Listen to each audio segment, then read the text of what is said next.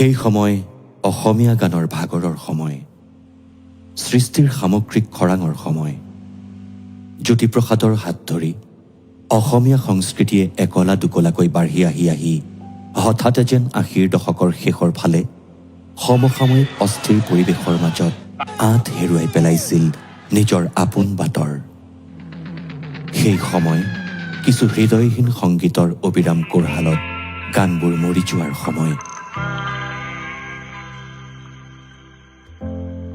ঠিক সেই সময়তেই ঘৰে ঘৰে কেছেট প্লেয়াৰত বাজি উঠিছিল এটা মাত।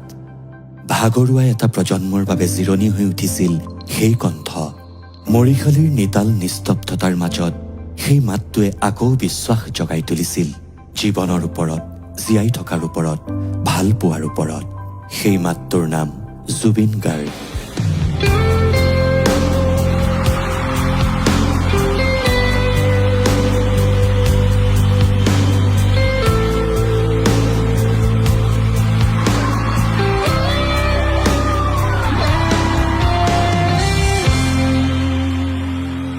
জুবিন প্ৰথম মোৰ ষ্টুডিঅ'লৈ আহিছিলে উৎপল শৰ্মাৰ লগত।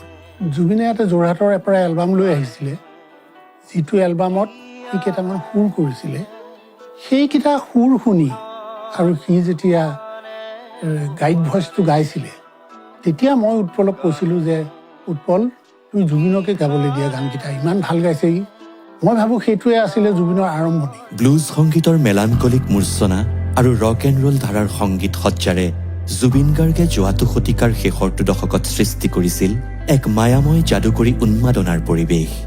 সেই সংগীত আমাৰ বাবে একেবাৰে অচিনাকি নাছিল, কিন্তু যি সংবেদনশীলতাৰে জুবিন গাৰ্গে অসমত ব্লুজ ৰকৰ কঠীয়া সিঁচি দিছিল, তাৰ পৰাই এক নতুন ধৰণৰ গান আমাৰ আপোন হৈ পৰিল। পাশ্চাত্যৰ ব্যাকৰণ আৰু অসমৰ শব্দেৰে জুবিন গাৰ্গে সৃষ্টি কৰিছিল অসমীয়া গানৰ নতুন এক অভিধান। আশা আৰু নিৰাশাৰ এক অব্যক্ত দ্বন্দ্বৰ মাজেৰে সেই অভিধানে যোৱা ৩টা দশক জুৰি প্ৰস্তুত কৰি আহিছে অসমীয়া গানৰ চানেকি।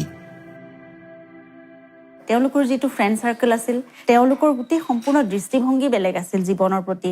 বা এখন চিনেমা আমি সাধাৰণতে যেনেকৈ এটা কাহিনী চাওঁ বা কেনেদৰে কোনে এক্টিং কৰিছে আমি সাধাৰণ ধৰণে চাওঁ, এটা গান শুনো আমি সাধাৰণভাৱে। প্ৰতিটো মুহূৰ্ত, প্ৰতিটো তাল লয় ইমান নিখুঁতভাৱে তেওঁলোকে তাক চালি জাৰি চাইছিল। এখন কিতাপ পঢ়িলে তেওঁলোকে কেনেদৰে আলোচনা কৰিছিল। গতিকে জীৱনবোধটো বহুত গভীৰ, আৰু সেইকাৰণেই চাগে জুবিনৰ জীৱনৰ প্ৰতি দৃষ্টিভংগীটো বা জীৱনৰ দৰ্শনটো সামান্যভাৱে হ'লেও আনতকৈ পৃথক। শিল্প মানুহৰ বাবে, মানুহক মানুহৰ দৰে জীয়াই ৰাখিব বিচৰা শিল্পী জুবিন গাৰ্গ। সময়ে সময়ে যেতিয়াই বাকৰুদ্ধ হৈছে শব্দ, যেতিয়াই ঘৰে ঘৰে হেৰাইছে মৰম, যেতিয়াই মুকুতিৰ সপোন দিশহাৰা হৈ পৰিছে, তেতিয়াই মানুহৰ সমস্যৰ আকুতিৰ গান হৈ পৰিছে জুবিন গাৰ্গ। জুবিন গাৰ্গৰ সংগীত জীৱনে সময়ে সময়ে ৰং সলাইছে। যুগৰ আহ্বানত নিজকে বাৰে বাৰে নতুন কৰিছে জুবিন গাৰ্গে। অনামিকা, মায়া, আশাৰ ৰমন্যাসিক কাতৰতা, শব্দ, মুক্তিৰ মাজেৰে পৰিপাৰ্শ্বৰ প্ৰগলভ ধাৰাৰে একাকাৰ হৈ গৈছে। বিংশ শতিকাৰ পৰা একবিংশ শতিকালৈ পৃথিৱীয়ে বাগৰ সলাওঁতে সেই সন্ধিক্ষণৰ বাৰ্তাও জুবিন গাৰ্গে বিলাই দিছে গানৰ মাজেৰে।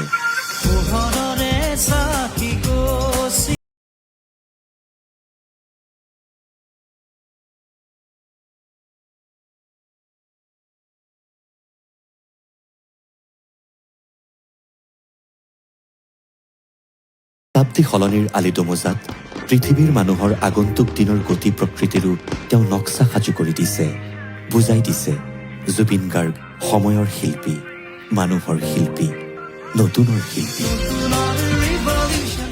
সেই সময়ছোৱাতেই জুবিন গাৰ্গে ছবি নিৰ্মাতা আৰু সংগীত পৰিচালক হিচাপেও আত্মপ্ৰকাশ কৰিছিল। অসমীয়া ছবি জগতত জুবিন গাৰ্গৰ প্ৰৱেশ আছিল ৰাজকীয়।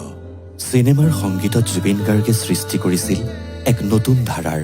চিনেমাৰ গান কেনে হোৱা উচিত, চিনেমা এখনৰ সামগ্ৰিক আৱহ সংগীতৰ প্ৰকৃতি কেনে হোৱা উচিত, আৰু চৰিত্ৰ একোটাৰ নিজস্ব স্বাক্ষৰ বহনকাৰী কেৰেক্টাৰ মিউজিক কেনে হোৱা উচিত, আগন্তুক প্ৰজন্মৰ বাবে জুবিন গাৰ্গে প্ৰস্তুত কৰি দিছিল এই প্ৰশ্নসমূহৰ পাঠ্যক্ৰম। মোৰ মতে জুবিন গাৰ্গ অসমীয়া চিনেমাৰ কাৰণে আশীৰ্বাদ। এইটো কাৰণে মই কৈছোঁ যে জুবিন গাৰ্গে কমাৰ্চিয়েল চিনেমা কি সেইটো বস্তু খুব ভালদৰে জানিছিল। আৰু এটা চিনেমা ইণ্ডাষ্ট্ৰি যদি হ'ব লাগে তাত মানে কিন্তু পপুলাৰ ছবি লাগিবই।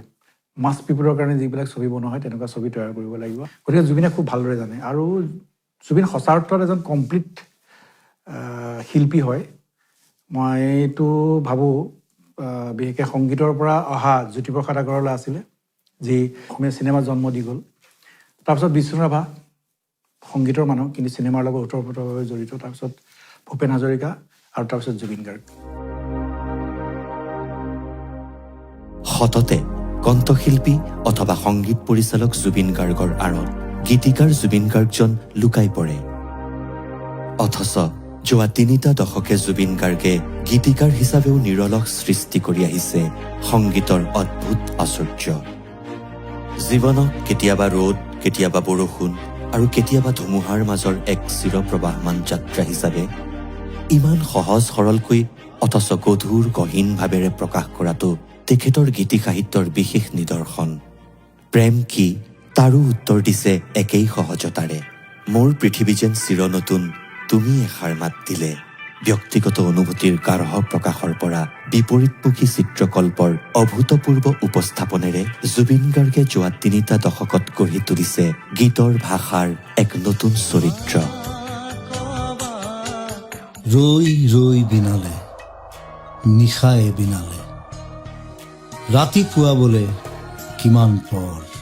গীত লিখা ক্ষেত্ৰটোত সেই গীতিকাৰৰ যিটো বিশেষণ, সেই বিশেষণটোত জুবিনৰ সেই এলবাম কৰা দিনৰ পৰা, অনামিকা মায়াৰ সময়ৰ পৰা বাৰু তাৰো কিছু আগৰ পৰাও এই গীত লিখা যিটো চৰিত্ৰ, এই যিটো বিশেষণ গীতিকাৰৰ, সেইটো ক'ৰবাত বাকীকেইটাৰ প্ৰভাৱত এই গীতিকাৰৰ যিটো চৰিত্ৰ সেইটো অকণমান আণ্ডাৰৰেটেড তেওঁ নিজৰ ফালৰ পৰাই। যদিও সেই এলবামৰ গীতবিলাকত কিছুমান তাৰ বৈশিষ্ট্য, কিমান সুন্দৰ সুন্দৰ আলংকাৰিক কিছুমান কথা আছিলে যিবিলাক মন কৰিব লগা কথা। যেনেকৈ মুক্তি এলবামটোত তেওঁ গীত লিখিছিলে, তাত এই অভিধাৰ সন্ধিবাদটো ওলাই পৰিছে, যুক্তাক্ষৰ আছে তাত। গতিকে এনেকৈ তথাপিও আমি সেই যিখিনি গীতৰ মাজেৰে জুবিন গাৰ্গক আমি বাকী কথাবিলাকত যেনেকৈ আমি বিয়াগুম যেন দেখা পাওঁ, গীতিকাৰৰ কিন্তু অলপ মন কৰিলে গম পোৱা যায় সেইটো এটা বিয়াগুম তেওঁৰ প্ৰতিভা, এটা খুব তীক্ষ্ণ আৰু তীব্ৰ প্ৰভাৱশালী তেওঁৰ কলম। যোৱা ৩টা দশকে অসমীয়া গানৰ মাত জুবিন গাৰ্গ। বৰগীতৰ পৰা বিহুলৈ, টোকাৰীৰ পৰা ঝুমুৰলৈ, প্ৰতিটো জাতি জনজাতি জনগোষ্ঠীৰ লোকসংগীতৰ পৰা বেছিভাগ খিলঞ্জীয়া জনজাতিৰ প্ৰথম আধুনিক গীতৰ এলবামলৈ অসমৰ মানুহে যি বিচাৰিছে সেয়াই গাই গৈছে জুবিন গাৰ্গে। তধিচিৰ হাৰৰ পৰা যিদৰে সাজু হৈছিল ইন্দ্ৰৰ বজ্ৰ, তেনেদৰে লেটিন আমেৰিকান আৰু পাশ্চাত্য সংগীতৰ পৰা সাৰ সুহি আনি জুবিন গাৰ্গে সাজু কৰিছিল আমাৰ যুগৰ অসমীয়া গানৰ জকা। তাতে প্ৰাণ দিছিল অসমীয়া থলুৱা সংগীতৰ তেজ, ঘাম আৰু উশাহেৰে।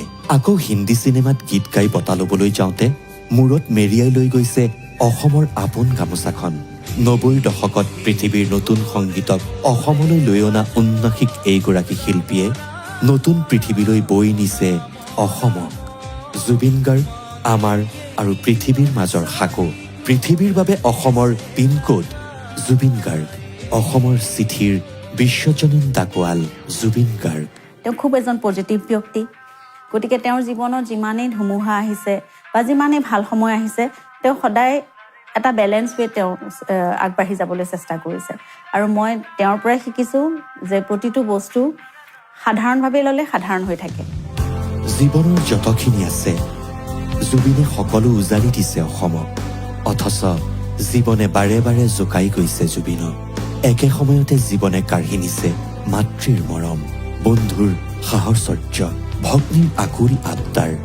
কালৰ কুটিল কটাৰীৰে ৰেপি ৰেপি ঘূণীয়া কৰি গৈছে জুবিন গাৰ্গৰ কলিজা।